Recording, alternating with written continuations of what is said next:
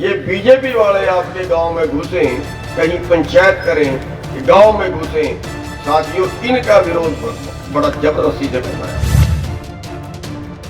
और जब आप खेती नहीं करोगे, कंपनियां खेती करेंगी, तो फिर आप करोगे क्या? मोटरसाइकिलें कम बिकी, कपड़े कम बिके, मकान कम बिके, शहर में जो सिटी बसा रहे हैं बड़ी बड़ी कंपनियां, वो कम बिके, वो उजड़ जाएंगे, उनको बचाओ। किसान तो मर जाएगा, कीड़े मकोड़े हैं। हमारी न्यूनतम मजदूरी भी नहीं मिली, वो भी एक तिहाई खा गए। हमें फसल का भाव भी नहीं मिला, वो भी एक चौथाई खा गए। पिछले 20 साल के अंदर 3.5 से 4 लाख किसान बैंकों के परेशान किए हुए, तंग किए हुए आत्महत्या कर गए, कर्जा नहीं उतार पाए। सम्माननीय मंच, एक कर आप लोगों को तो बहुत टाइम लग जाएगा।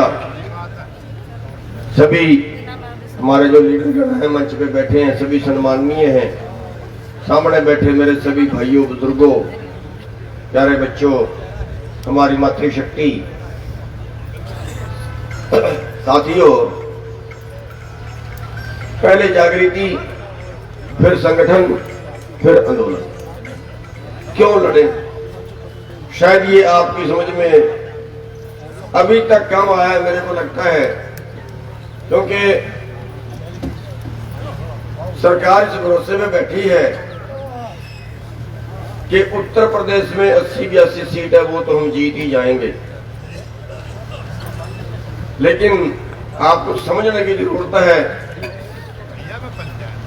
आपको समझने की जरूरत है कि आज हम क्यों लड़े सरकार से, हमने क्या खाया, क्या खोया, क्या पाया, ये समझ लेना चाहिए। साथियों, आजादी के वक्त उत्तम खेती थी, मध्यम व्यापार था और नीच नौकरी थी। लेकिन क्या आज उत्तम खेती रह गई? आज कोई खेती करना नहीं चाहता। क्यों? आजादी के वक्त हमारी आमदन, देसी भाषा में समझा दूं, अगर देश 100 रुपए कमाता था तो 60 रुपए आमदन खेती से थी। यानी अगर देश के पास 100 रुपए थे तो 60 रुपए किसानों के पास थे, इसलिए हमारी उत्तम खेती थी। लेकिन आज अगर 100 रुपए है तो किसान के पास 10 रुपए है। और जो नए कानून लागू हुए हैं, इनमें अगर देश के पास 100 रुपए होंगे तो किसान के पास 6 रुपए हैं। इसलिए लड़ना है हमें।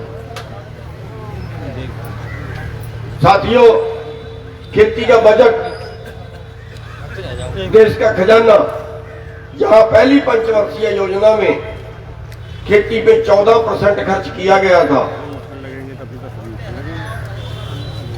अब 2% भी नहीं है देश के खजाने में आपका हिस्सा। पिछले 20 साल के अंदर 3.5 से 4 लाख किसान बैंकों के परेशान किए हुए, तंग किए हुए आत्महत्या कर गए, कर्जा नहीं उतार पाए।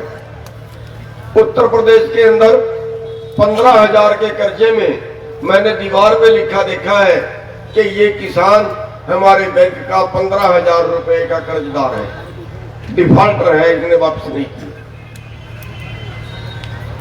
हमारे लिए कानून है, जेल में डाल दिया, दीवारों पे लिख दिया, फोटो में लगा दी, इज्जतदार किसान था, गई इज्जत, बचा कुछ नहीं, बची इज्जत, गया कुछ नहीं, फांसी ले गया, आत्महत्या कर ली। और इसी देश के अंदर इन्होंने काले कानून बना के पूंजीपतियों को सुरक्षित किया और आज 15 लाख करोड़ के डिफॉल्टर है पूंजीपति। 15 डिफॉल्टर नहीं, जो मार लिया, जो वापस आ ही नहीं सकता। 15 लाख करोड़ पूरे देश के टोटल किसानों के कर्जे से, खेती के कर्जे से 2 गुना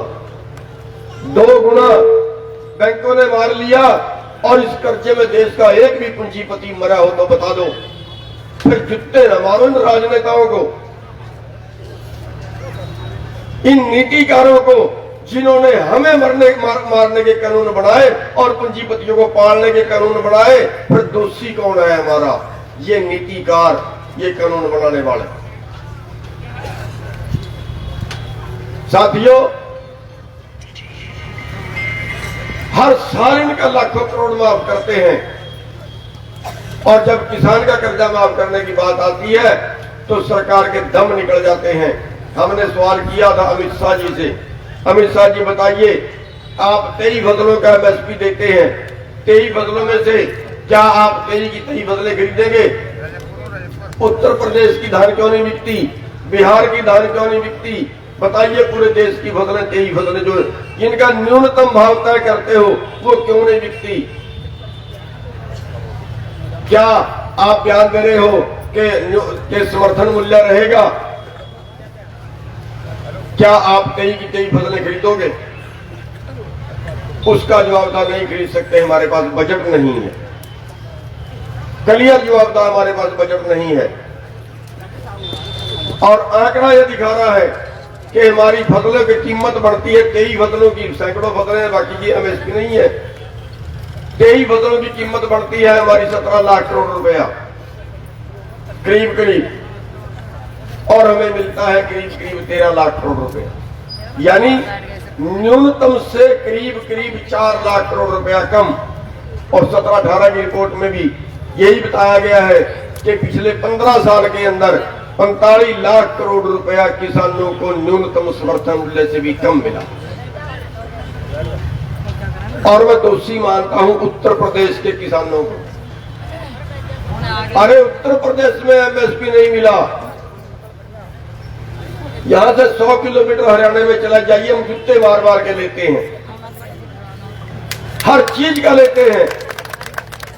और उत्तर प्रदेश के किसान सिर झुका के हरियाणा के अंदर जाते हैं अपनी गेहूं बेचने के लिए, अपनी धान बेचने के लिए। क्यों नहीं लड़ते आप लोग? कौन लड़ने आएगा आपके लिए? आसमान से टपकेंगे आपके लिए लड़ने वाले? आपको ही लड़ना पड़ेगा, वरना ऐसे ही पीसोगे। क्यों नहीं बिकती आपकी धान?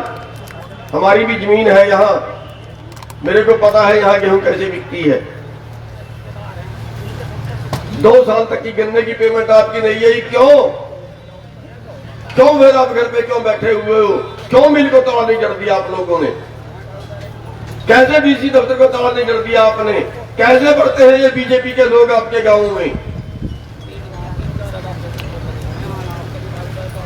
साथियों, कब जागेंगे हम? हमारे पास 2 चीज है, एक है हमारा अनाज, जिसमें मैंने बता दिया इतना घाटा हर साल है, और कर्जा 7-7.5 लाख करोड़ के करीब है। अगर 2 साल का हमारा ये कम खरीदा हुआ पूरा कर देना तो हमारा सारा कर्जा उतरता है। रिकॉर्ड बता रहा हूं, फ्रॉड नहीं मार रहा हूं खड़ा हुआ, इन्हीं का रिकॉर्ड बता रहा हूं। दूसरी चीज है हमारे पास मजदूरी। आपके बच्चे शहर में नौकरी करने के लिए जा रहे हैं, आपके बच्चे शहर में किसी फैक्ट्री में काम करने के लिए, किसी कंपनी में काम करने के लिए, किसी बड़े मॉल में काम करने के लिए जा रहे हैं। कितने पैसे मिलते हैं?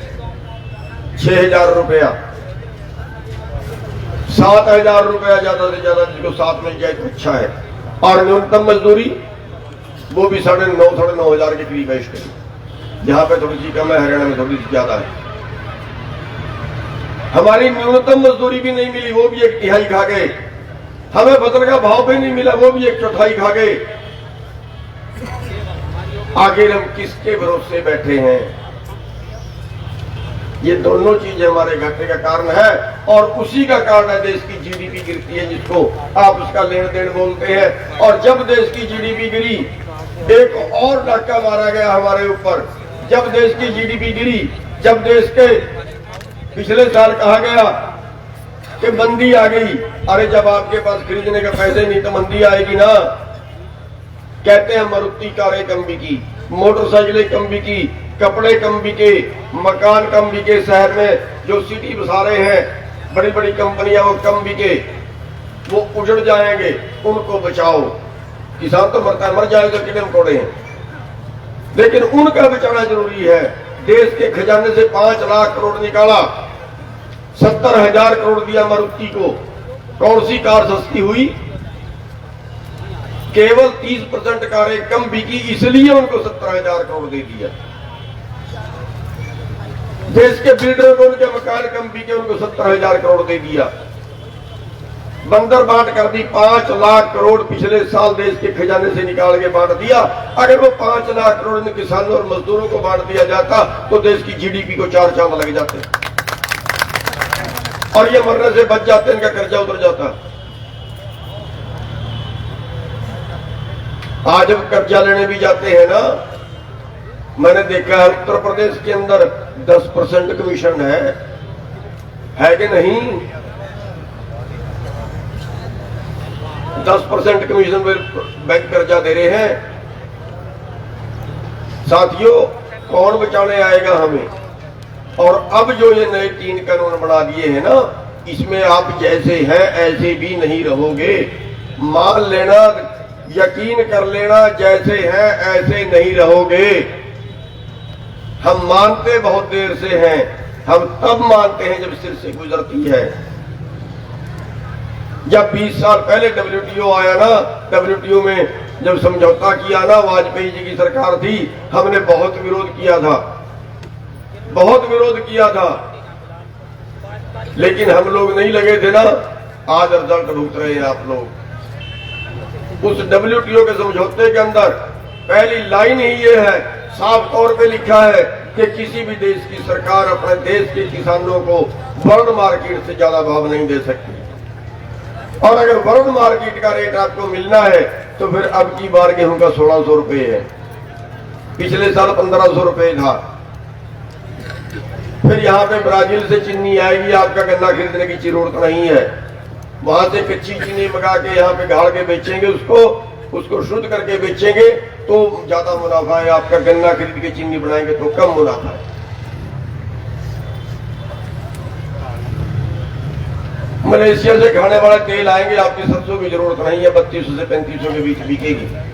अब की बार महंगी है क्योंकि मलेशिया से नहीं मंगाया, आपका आंदोलन तोड़ने के लिए। साथियों, अगर आपको वर्ल्ड मार्केट के भाव पे कंपटीशन करना पड़ गया ना, फिर आपके पास 2 एकड़ 5 एकड़ जमीन है और अमेरिका के किसान के पास 5,000 10,000 एकड़ जमीन है, फिर आप कैसे मुकाबला करोगे? उनके पास तो आबादी का वह जमीन ज्यादा है, खाली छुड़वानी पड़ती है, उसकी भी सब्सिडी देनी पड़ती है। पर किसान 43 लाख रुपए सब्सिडी है पर किसान, मुकाबला कर लोगे? अरे जब उनके लेवल पे खेती नहीं कर पाओगे तो जमीन को बेचोगे और सस्ती करके बेचोगे। और अगली पॉलिसी भी आ गई है, क्योंकि आप लोग खेती करने में समर्थ नहीं हो, आप लोग खेती नहीं कर पाओगे, अमेरिका के मुकाबले खेती नहीं कर पाओगे, इसलिए यहाँ पे हजारों हजार एकड़ के प्लाट बनेंगे। ये पॉलिसी भी आ गई। और जो हजारों एकड़ के प्लाट में आप खेती नहीं करोगे, कंपनियां खेती करेंगी। और जब आप खेती नहीं करोगे, कंपनियां खेती करेंगी, तो फिर आप करोगे क्या? कोई रोजगार, कोई पेट चलाने का साधन और है क्या आपके पास? कोई जिंदा रहने का साधन और है क्या आपके पास? इसलिए ये लड़ाई अपना रोजगार बचाने की है। दूसरा चारा कोई नहीं है बिना लड़ने के। सरकार तो आपने बदल के देख ली, अब क्या हो गया? मोदी को इसीलिए लाए थे ना कि मोदी जी कहता था अब किसान खुशहाल होगा, स्वामीनाथन की रिपोर्ट लागू करेंगे, ये जो मिल रहा था वो भी खोद लिया। इतने कहा था ना 15-15 लाख एक खाते में आएगा, एक भुट्टी छोटी आई हो तो बता दो, कर्जा और चल गया, माइनस में हो गया, माइनस में और चले गए। आमदन 2 गुनी हो जाएगी, आधी रह गई। साथियों, अब जो नए कानून आ गए, इनके लिए किसान लड़ रहा है। शुरुआत किसान ने की है, लेकिन लड़ाई पूरे देश की है, ये बात और समझने की जरूरत है। क्योंकि ये खरीदेंगे, ये पूरे देश का माल खरीदेंगे वर्ल्ड मार्केट के भाव पे। चलो खरीद लिया, जमीन वाले का तो उसमें नुकसान हो गया। लेकिन जब पूरे देश का माल 5-7 लोगों के गोदामों में कैद हो जाएगा, जब पूरे देश का भोजन चंद लोगों के गोदामों में कैद हो जाएगा, फिर वो खाने वाले को क्या भाव देंगे? जैसे दाल में ब्लैकमेलिंग की, जैसे प्याज 8 रुपए में खरीद के 80 रुपए में बेचा, कोई अधिकतम मूल्य है क्या? भाई 8 रुपए में खरीदा था 16 में ही बेच ले, मर जा। 8 रुपए में खरीद के 80 में बेचेगा क्या? फिर जिंदा है क्या ये सरकार? क्या काम है फिर सरकार का? ड्यूटी क्या है फिर सरकार की? 5 रुपए में आलू खरीद कर 40 रुपए में बेचा, अरे 10 में ही बेच ले। फिर ड्यूटी क्या है सरकार की? फिर सरकार क्या करती है? साथियों, ये पैदा करने वाले को भी लुटेंगे, ये खाने वालों को भी लुटेंगे। इसलिए जो पैदा करने वाला है, जो जमीन वाला है, वो तो 75% माल खाने का अपने खेत में पैदा कर लेगा, लेकिन जिस भाई के पास जमीन नहीं है उसको तो सारा मोल लेके खाना है, उनको निचोड़ देंगे ये लोग। इसलिए उन भाइयों को जरूर साथ में मिलाइए। दलित भाइयों के गांव घर पे कॉलोनी में जाइए, दलित भाइयों की पंचायत करिए, उनको जोड़िए अपने साथ, उनको समझाइए। शहर वाले, रेडी फड़ी वाले, दुकानों वाले, उन भाइयों के पास जाइए, उनको समझाइए ये आंदोलन नहीं, ये धर्म युद्ध है। ये जिंदा रखने का, इंसानियत को जिंदा, इंसानों को जिंदा रखने का धर्म युद्ध है। इस धर्म युद्ध में सबको सहयोग करना पड़ेगा। और साथियों, ये जो जातिवाद धर्म के नाम पे हम बट गए ना, इसने हमारा बेड़ा गर्क कर दिया। सर छोटू राम ने कहा था कि दुश्मन को पहचान लो और बोलना सीख लो। अब बोलने का टाइम है, आंदोलन है, आप भी बोल पड़ो साथ में ही। दुश्मन को पहचानने का टाइम है। दुश्मन हमारे मजदूर नहीं है, दुश्मन हमारा बाणिया नहीं है, हमारा दुश्मन अंबानी, अडानी और मोदी है, वो पहचान लो। साथियों, मैं आपसे ज्यादा टाइम ना लेते हुए, क्योंकि बहुत से बोलने वाले हैं, मैं आपसे 2-3 बात करनी चाहूंगा, 2-3 सुझाव देना चाहूंगा। एक तो हम जाति पातियों से ऊपर उठे और मजदूर भाइयों को साथ में लगाए। हमारे बीच में बड़ी कटुता है और उसको मेटने के लिए मैं बेनती करूंगा आपसे कि हर स्वर्ण जाति का भाई, चाहे वो यादव है, वो जाट है, वो ब्राह्मण है, वो बनिया है, हर ऊंची जाति का भाई अपने अपने घरों में बाबा अंबेडकर साहब जी की फोटो लगाए और हर दलित भाई अपने अपने घरों में सर छोटू राम की फोटो लगाए। दोनों पूंजीपतियों के विरुद्ध लड़े हैं और गरीब लोगों के। साथियों, चुनाव आते रहते हैं, छोटा बड़ा आते रहते हैं। चुनाव आपने देखना है। इस धर्म युद्ध में जो हमारा साथ ना दे, इस धर्म युद्ध में जो साथ, अब चाहे किसी भी पार्टी का है, आजाद है। साथियों, श्री रामचंद्र जी के धर्म युद्ध में एक कांटों ने, गिलहरी ने भी सहयोग किया था। इसमें हमें सबके सहयोग की जरूरत है। और जो इस धर्म युद्ध में, भुखमरी से बचाने की इस लड़ाई में, पूंजीपतियों के विरुद्ध इस लड़ाई में जो सहयोग ना करे, वो कभी समाज का नहीं है। उसको वोट मत डालना, चाहे किसी को डाल दे। जो इस धर्म युद्ध में साथ ना दे, उसको, चाहे वो सरपंची में खड़े, चाहे वो एमपी के इलेक्शन में खड़े, उसको वोट नहीं डालना, बाकी चाहे किसी को डाल दें। और साथियों, हमने पुलिस से नहीं लड़ना, हमने प्रशासन से नहीं लड़ना। उन्होंने कानून नहीं बनाए, वो तो कंट्रोल रखते हैं, वो हमें लठ भी मारे हम खाएंगे। लेकिन अगर ये बीजेपी वाले आपके गांव में घुसें, कहीं पंचायत करें, गांव में घुसें, साथियों, इनका विरोध बड़ा जबरदस्ती से करना है। इनको नहीं गांव में घुसने देना। भाई, इन्होंने हमें दिल्ली में घुसने दिया क्या? हमारे लठ मारे, मुकदमे बनाए, 30-35 मुकदमे हरियाणा में दर्ज कर दिए, क्योंकि हरियाणा में बीजेपी की सरकार है। 307 के हमने उंगल भी नहीं लगाई किसी को, इरादा कत्ल के मुकदमे दर्ज किए हैं। साथियों,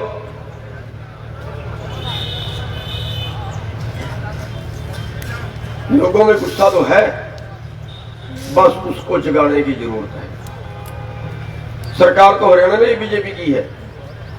खट्टर साहब ने कहा था पंचायतें करेंगे, 700 पंचायत करने का रखा था कि भी इस आंदोलन को तोड़ने के लिए 700 पंचायत करेंगे। बीजेपी के लीडर सबसे पहली खट्टर ने रखी है हरियाणा में। खट्टर साहब को कहा मत रखिए ये पंचायत, कैंसिल करिए इसको, हमारे जगह में नमक मत छिड़किए। कह रहा नहीं रखूंगा। फिर मैसेज भेजा, नहीं माना, रख दी। हमने कहा आज रब तगड़ा हो गया, आजा मैदान में जो देखी जाएगी। और जब उसका हेलीकॉप्टर उतरने लगा, लोग नीचे घुस गए, ऊपर से ऊपर उड़ा के ले गया। दोबारा जाके ऐलान कर दिया कि अब कोई पंचायत नहीं रखेंगे, और दोबारा से हरियाणा में पंचायत नहीं रखी। और कोई मीटिंग भी करता है ना बीजेपी का नेता आके, तो लोग वहीं पे पहुंच जाते हैं और भगा देते हैं। एक भी मीटिंग नहीं करने दी उसके बाद उनको।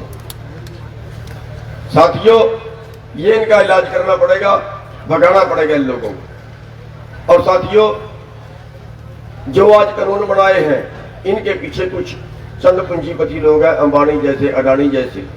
और अब तो इनका एक और ऐसा शामिल हो गया है, उसको बाबा बोलते हैं, क्या नाम है, लाला रामदेव। है वो बाबा नहीं रहा। साथियों, जैसे कहते हैं ना कि वो जिन है, जिन की जान उस तोते में है, इस बीजेपी की जान इन तोतों में है। इन तोतों के पंख पाड़ दीजिए आप। इनका सामान नहीं खरीदना, बाकी जिसका मर्जी खरीदे, इनके सामान का बहिष्कार करिए। साथियों, बस हम बहुत कुछ ना कहते हुए आपसे बेनती करेंगे कि आप हर गांव में कमेटी बनाइए। ये हरपाल जी हैं, इनकी यूनियन का नाम है असली, बाकी दोनों ने बना दिया नकली। अरे मैं असली तभी तो हुई। लेकिन मैं ये कहूंगा, जितने भी लड़ रहे हैं सब असली हैं। जितने भी लड़ रहे हैं सब आज के टाइम में ईमानदारी से लड़ रहे हैं। परमात्मा सबको ताकत दे, सबको समृद्धि दे। आप मजबूती से अपने गांव में कमेटियां बनाइए, दलित भाइयों को साथ में और जोड़िए। और ये जो मोर्चा है गाजीपुर वाला, वो उत्तर प्रदेश के हवाले है। साथियों, अगर उत्तर प्रदेश का, अगर गाजीपुर का मोर्चा टूट गया ना, अगर वहां पे कोई कमी आई ना, तो उसका दोष उत्तर प्रदेश वालों के ऊपर आएगा। और हमारा तो आपसे बस यही बेनती है कि उस पर रोटेशन वाइज आपको अपनी फसल भी उठानी है। हर गांव से 10 आदमी 20 आदमी वहां पे पक्के बैठे और दूसरे बदलते रहे। किसी का पीछे फसल का नुकसान हो, दूसरे भाई संभाले। तो इतनी सी बेनतियां करता हुआ धन्यवादी हैं हरपाल जी के, जिन्होंने यहाँ पे आपके दर्शन करने का मौका दिया। और आप सब लोगों को धन्यवादी है जो अपना काम छोड़ के यहाँ पे आए। और आप बहुत अच्छे तरीके से इस आंदोलन में उत्तर प्रदेश कूद पड़ा है। और अब हम भी थोड़े से बेफिक्रे हो गए हैं, क्योंकि बड़ा स्टेट है, बड़ा प्रदेश। और उत्तर प्रदेश से सरकार भी बहुत कांपती है कि अगर उत्तर प्रदेश के किसानों का मूड बदल गया तो सरकार के लिए प्रॉब्लम खड़ी हो जाए। तो आपने हमारी बात सुनी, हमारा टाइम दिया, आपका बहुत बहुत धन्यवाद। T5 चैनल पंजाबी हुणे सबसक्राइब करो, बेल आइकन पे क्लिक करो। सरकार तो मंजूरशुदा कॉलोनी तारा एस्टेट ਧੁਰੀ ਵਿਖੇ 50% तक डिस्काउंट ਤੇ ਪਲਾਟ ਵੇਚਣ ਲਈ ਡਰਾਅ ਵਿੱਚ ਹਿੱਸਾ ਲੈਣ ਲਈ ਸੰਪਰਕ ਕਰੋ 9463060000